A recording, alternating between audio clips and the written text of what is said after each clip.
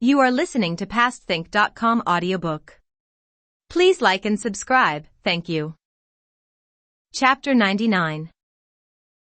Unscrupulous minions make use of their master's virtue to conceal a multitude of sins. And Cao Xueqin is alarmed to read his nephew's name in the Peking Gazette. To continue our story. We told in our previous volume how Xifeng, finding grandmother Jia and Aunt Shui somewhat cast down by the mention of Dayu's death, had endeavored to raise their spirits with a humorous anecdote. Who else could it be, she finally managed to say, after much incapacitating mirth, but our newly married couple. Well, what about them? Asked grandmother Jia. Xifeng began mimicking again. Here sits one, here stands t'other. One bends this away, one turns that away. One. Grandmother Jia interrupted her with a loud laugh. For heaven's sake, get on with the story. If we have to watch you any more, it'll be the death of us. Yes, do stop all this monkeying around, said Aunt Shui, laughing in spite of herself, and get on with your story. Xifeng began again. Just now, I was passing through Cousin Baoyu's apartment, when I heard the sound of laughter coming from inside, and wondering who it could be, I took a peep through a little hole in the paper casement. There was Cousin Chai sitting on the edge of the Kong, with Baoyu standing in front of her, holding her sleeve and imploring her, "Oh, cuz. Why won't you speak to me? A word from you and I know I should be completely cured." But she turned away and seemed bent on taking no notice of him whatsoever. He bowed to her, and then came still closer, and took hold of her dress, which she tugged away from him at once. You know how unsteady on his feet Baoyu has been since his last illness. Well, with this tug he just tumbled right on top of her. She flushed and cried out, "You're worse than ever. You haven't a scrap of dignity." At this both grandmother Jia and Aunt Shui burst out laughing again. Xifeng went on. Then Bao stood up and grinned. "At least I tripped you into speaking to me," he said. "My daughter certainly has her foibles," said Aunt Shui, with a good-humored smile. "Now that they're married there's really nothing against a bit of harmless fun. If she could but see her cousin Lien and you, my dear, when the two of you get started." Xifeng blushed. Honestly, she protested laughingly. "I tell a story to raise your spirits, and you turn it against me." "Chai is quite right to behave as she does," put in grandmother Jia with a chuckle. "I don't deny that marriage should be based on affection, but there should always be a sense of proportion. I'm glad Chai sets such store by dignity, and it saddens me that Baoyu should still be such a silly boy, though from some of the things you tell me it seems that he may be improving." "Well, any more stories?" "Soon there will be no lack of them," replied Xifeng. "When their marriage is consummated, and Baoyu presents his mother-in-law with a grandchild." "You monkey," exclaimed grandmother Jia. "Thinking of your cousin Lin's death made us both feel sad, and it was thoughtful of you to want to cheer us up. But now you're going too far. Would you have us forget her altogether? You'd better watch your step.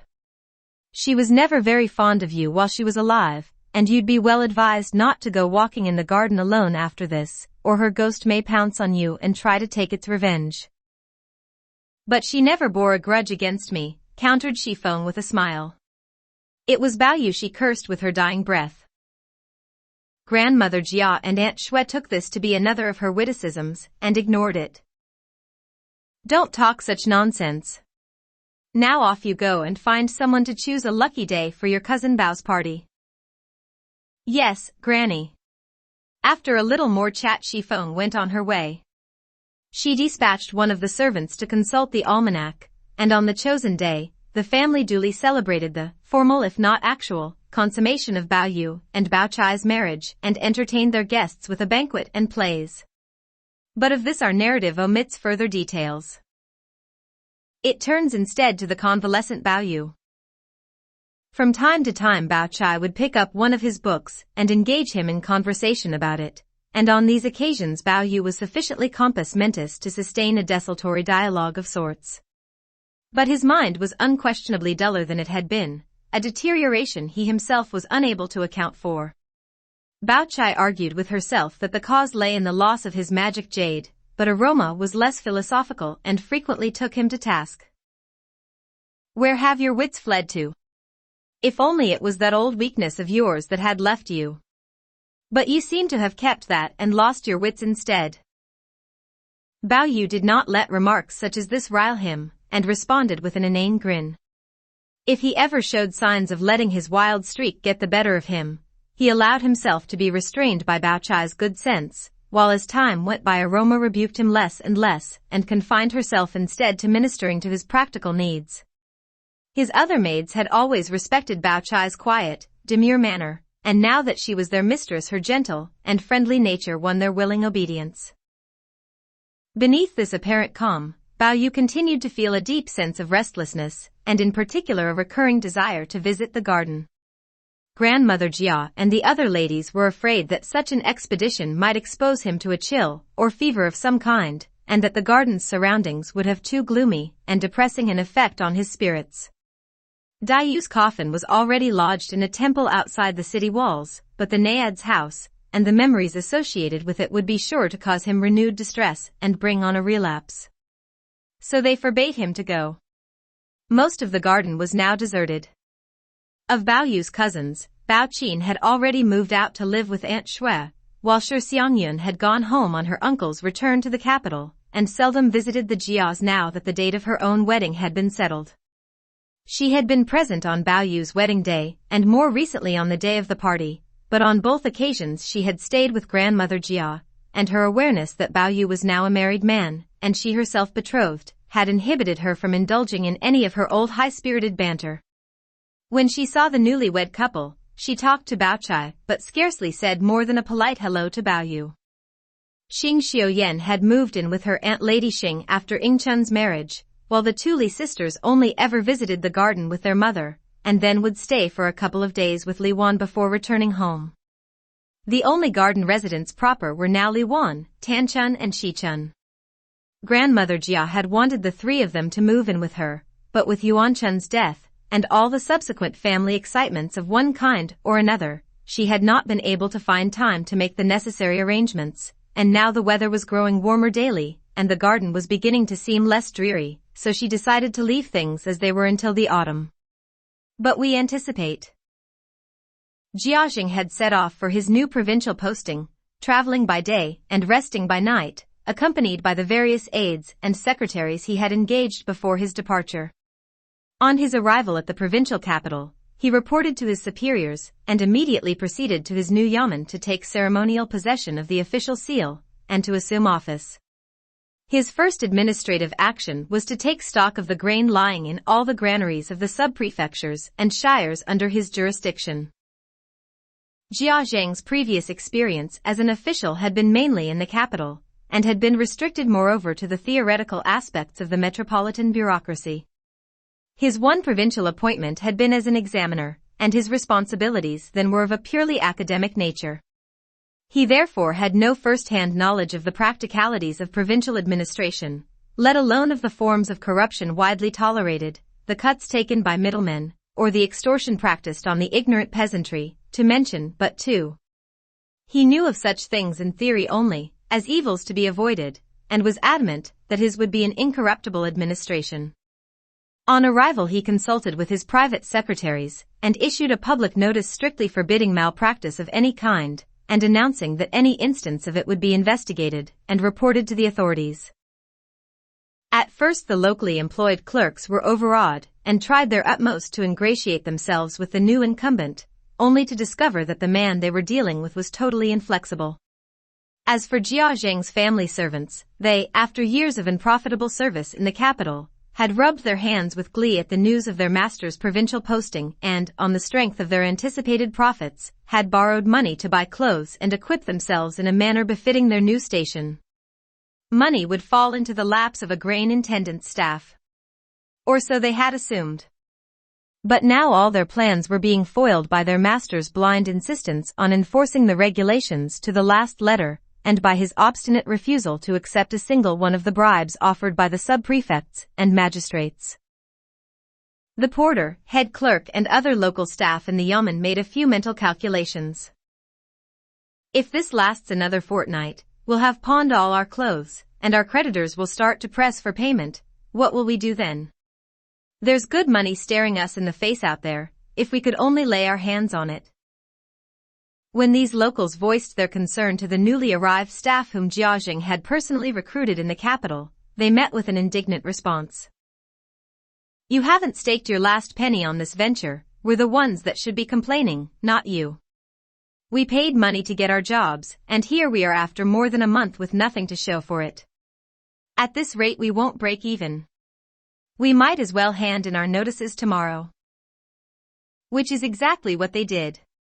The following day they went in a body and tendered their resignations to a bewildered Jiaxing, who commented somewhat naively. Very well. You were free to come. You are free to return. If you find it uncongenial here, please feel under no obligation to stay. This group went grumbling on their way. The family servants next held a council of war among themselves. It's all very well for them. They're free to go. But what about us? We can't leave even if we want to. Among these servants was a porter by the name of Li Ten, who soon took a prominent part in the debate. You chickens, he scoffed. Don't be so helpless. While that contract mob was here I wasn't going to say anything, but now that they've pushed off, I don't mind showing you a trick or two. I'll soon have that master of ours eating out of the palm of my hand. But you've got to back me up. Stick together, and we can all go home with our pockets full. Of course, if you'd rather keep out of this, that's all right by me. I can manage. I can get the better of you lot any day. Come on, 10 old mate. We're depending on you, groaned the others. You know you're the one the master trusts. If you won't help us, we're done for. All right. But you've got to trust me too. Don't leave me to do all the dirty work and bring in the money, and then turn on me and say I've taken more than my fair share. No chance of that. You know we're broke. Anything's better than nothing. As they were speaking, the granary clerk came in and asked for Mr. Zhou. 10, who was lounging complacently in a chair with one foot propped on his other knee and his chest puffed out, asked him what his business was with Mr. Zhou.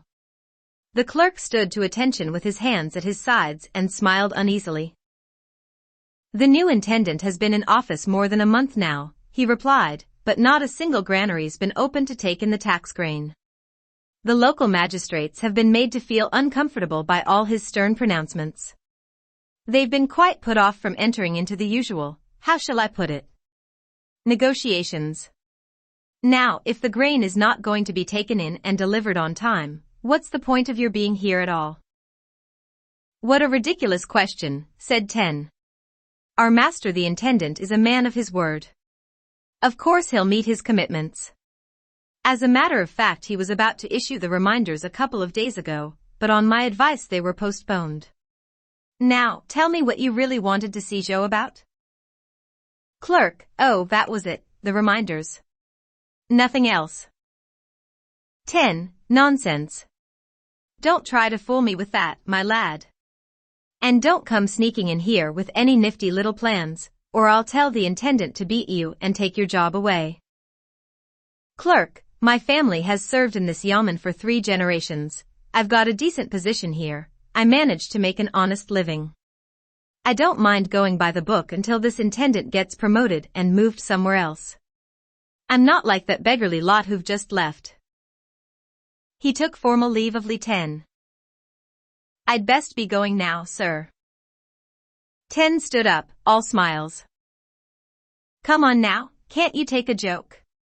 No need to get rattled by a few words. I'm not rattled. I just don't want to say anything that might compromise you, sir. 10 walked over to the clerk and took him confidentially by the hand. Tell me, what's your name? Jean Hui, sir, replied the clerk nervously.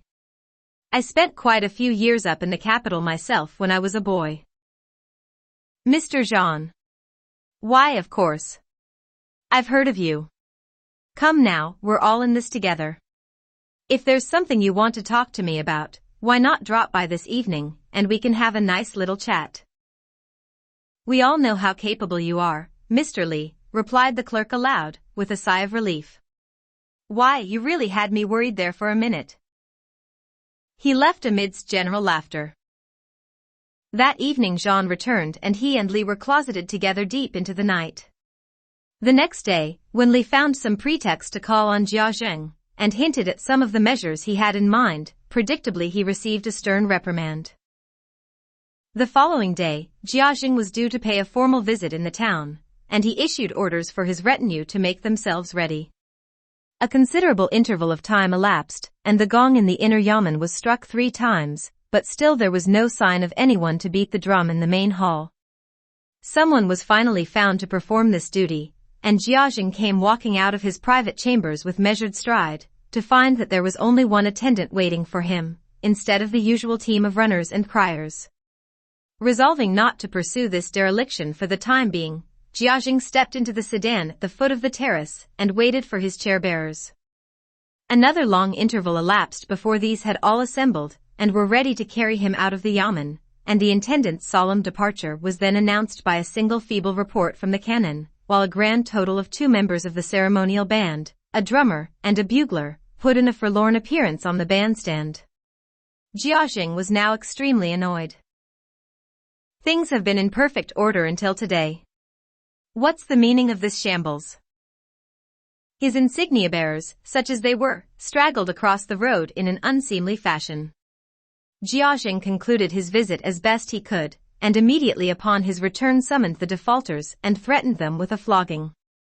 Some pleaded that they had been unable to attend because they lacked the requisite headgear, others that they had been forced to pawn their uniforms, while some claimed that they had not eaten for 3 days and were therefore too weak for heavy carrying duties. Jiaxing vented his anger on them verbally, ordered a couple of them to be flogged and left it at that.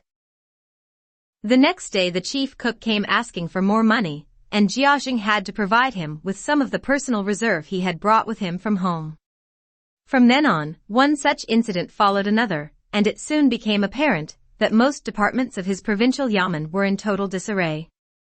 In the end he was driven to send for Porter Li and asked him outright, "What's come over my staff? You must try to instill some sense of discipline in them. And another thing, my reserve of cash has run out, and it will be some time before my salary arrives from the provincial treasurer's office, so we shall have to send home for extra funds." "I've had words with the staff almost every day, sir," replied Li, "but I can't do a thing with them. They seem to have lost all interest in their work.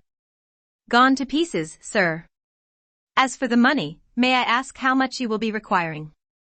I understand the Viceroy has a birthday coming up in a few days' time, and the prefects and circuit intendants are mostly giving 4-figure donations. How much will you be sending, sir?" "Jiaxing, you should have told me of this earlier." "Li, with respect, sir, it's the fault of the local mandarins. They've not kept you informed. It's because we're new here and haven't made any effort to get to know them. It wouldn't surprise me if they had an eye on your job, and were even hoping you would fail to attend the Viceroy's birthday altogether, sir." "Jiaxing, that's preposterous.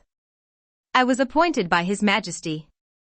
I am hardly to be relieved of my post for not attending the Viceroy's birthday." "Li, with a smile, that's all very well, sir. The trouble is that with the capital such a long way off, His Majesty relies on the Viceroy for all his information. If the Viceroy speaks ill of a person, there's not much hope of that person being able to defend himself, whatever the truth might be.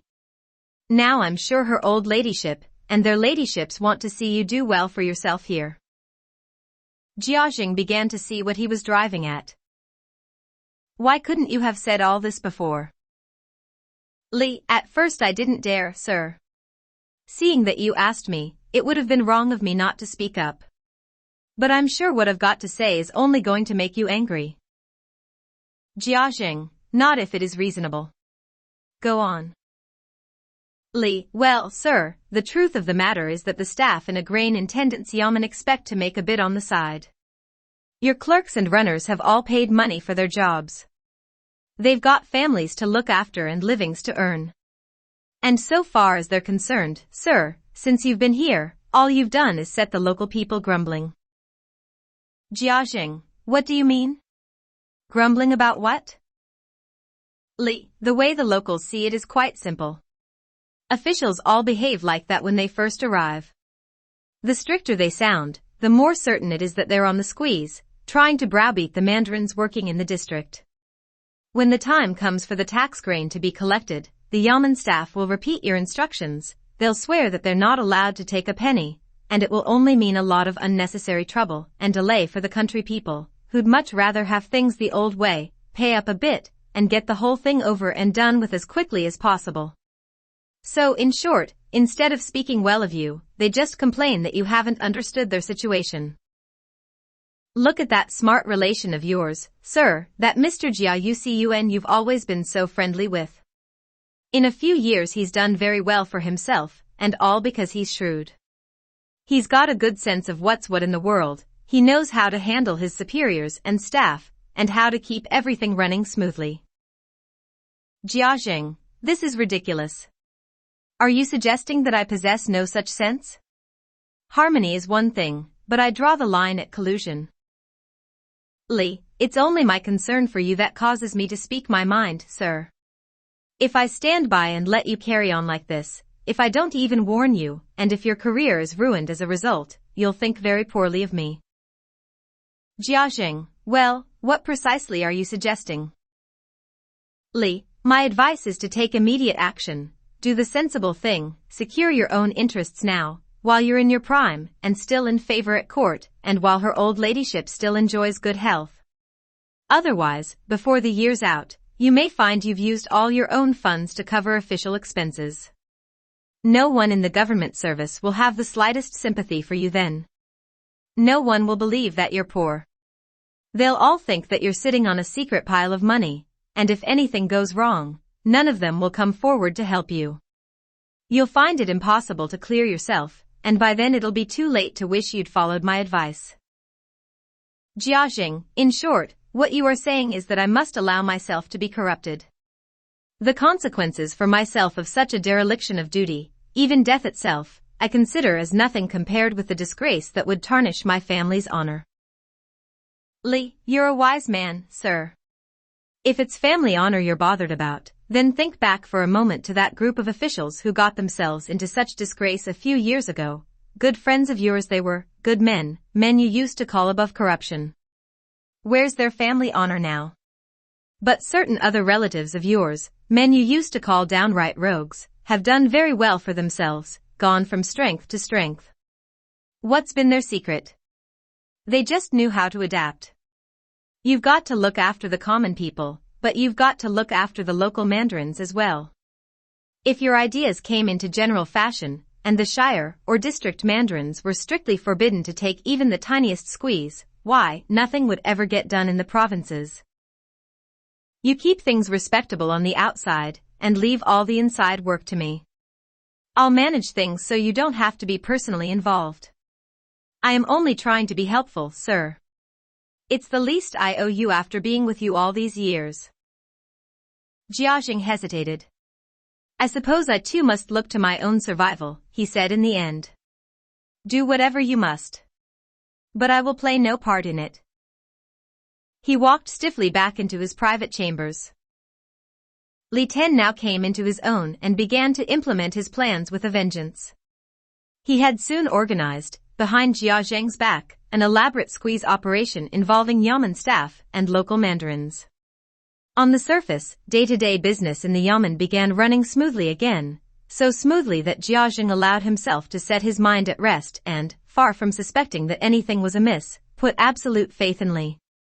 Any irregularities reported to his superiors were discounted by them in view of Jiaxing's record for scrupulous honesty. His private secretaries had a shrewder idea of what was going on and tried to caution him. When he refused to listen, some of them resigned, others decided to stay on for friendship's sake. Thus it was that the tax grain for that year was eventually collected and shipped to the capital, without any apparent mishap. One day, in one of his free moments, Jiaxing was sitting in his study reading, when the chief clerk sent in a letter. It bore an official seal and the superscription, From the commandant of Haimen and surrounding coastal region to the yamen of the Jiangxi grain intendant. By express delivery. Jiaxing opened the envelope and examined its contents. Honored Sir. Last year when duty called me to the capital, I was privileged, on the strength of our common Nanking origin, to enjoy your hospitality on a number of occasions. At that time you graciously favored my suggestion that the connection between our two families be further strengthened by a matrimonial alliance. I have since then had this constantly in the forefront of my mind, but was reluctant to press the matter after my transfer to maritime defense in this remote region. That circumstances should have put such an obstacle in the way of our plans has been a source of great regret to me. Now that the light of your noble presence illumines these southern skies, however, that obstacle has been removed. I had been thinking to write and send you my felicitations when I received your letter. From his bivouac an old soldier raises his hand in humble salute. Even on these distant shores, I feel myself basking in the genial warmth of your benevolence. Dare I hope for your consent if I now propose this alliance once more?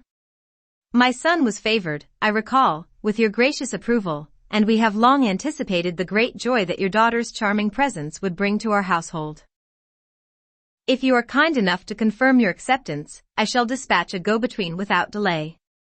Though the journey is a long one for your daughter, it can be accomplished by boat. And though I cannot offer much in the way of pomp and ceremony, I can at least send a suitably furnished barge to receive her. This brief missive carries my most sincere congratulations on your new appointment. In eager anticipation of your favorable response, believe me to be, honored sir, your most humble and respectful servant. Zhou Qiong. Fate seems indeed to play a decisive role in affairs of matrimony, reflected Jiaxing to himself after perusing the letter. I do remember suggesting this betrothal last year. There seemed to be several factors in its favor. Zhou was taking up an appointment in the capital. He and I were old friends and both from Nanking families, and his son was a good-looking enough young man. It was only a casual suggestion, and I never mentioned it at home. Afterwards he was transferred to maritime defense, and the matter was dropped. And yet now an unforeseeable stroke of fate has sent me here to the provinces, and Zhou has broached the subject once more. There seems a suitable family, and I think it would be a good match for Tanchun.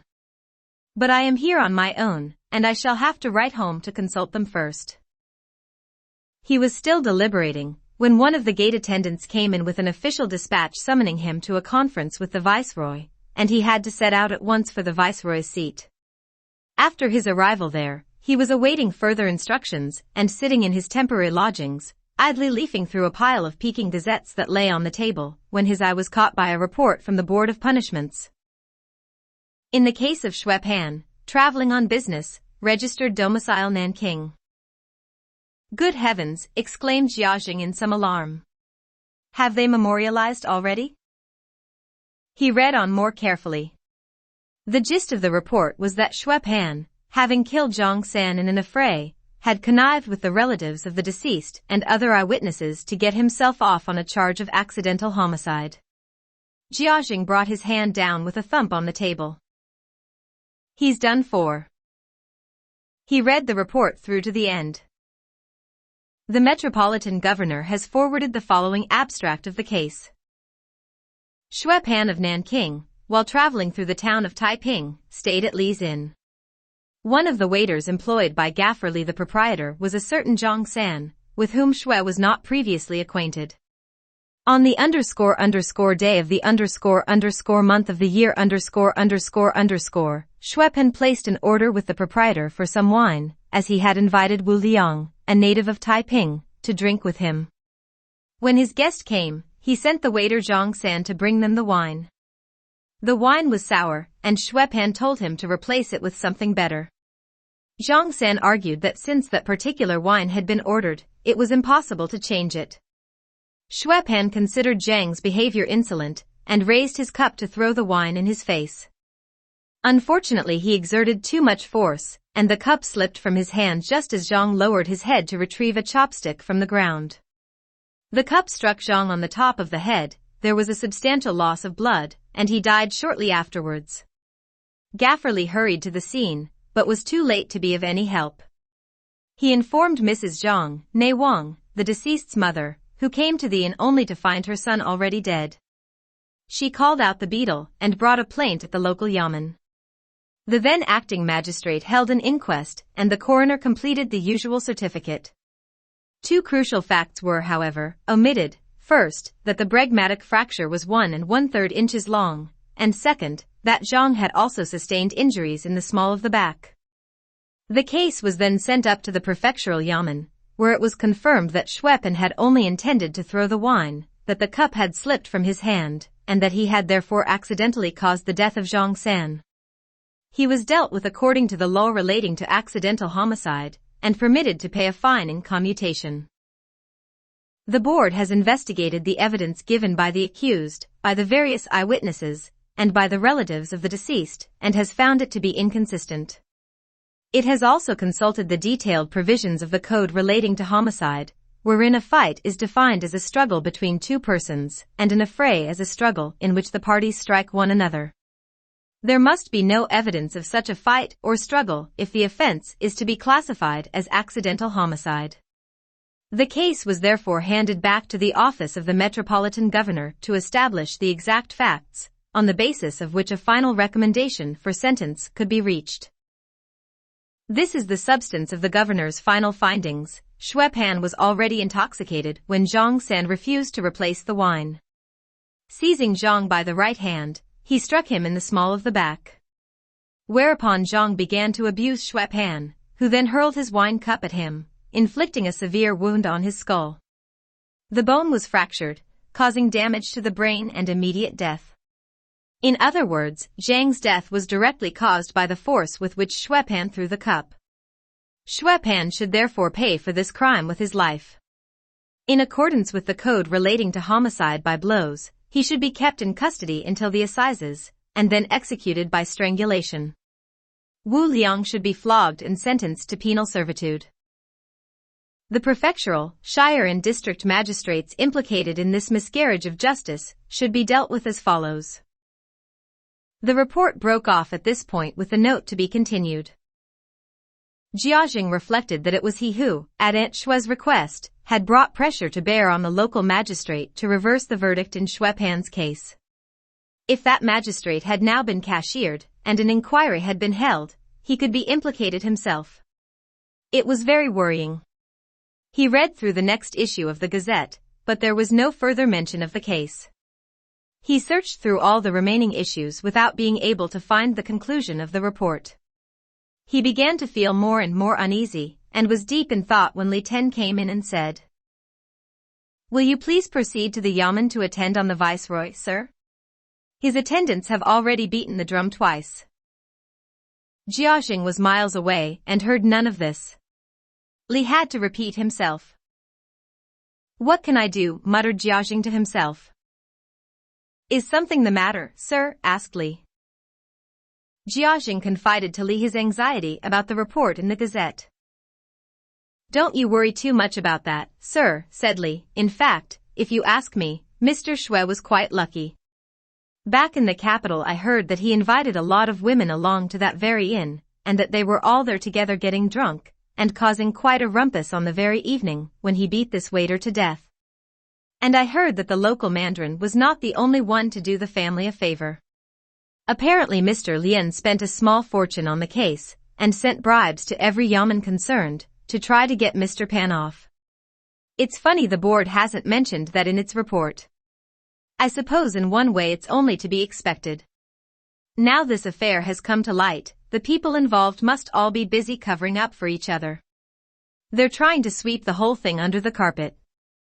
They want to make it seem like a minor case of negligence. Then the worst that can happen to them is that they'll lose their jobs. They'd never want to admit to bribes being taken. Much too serious.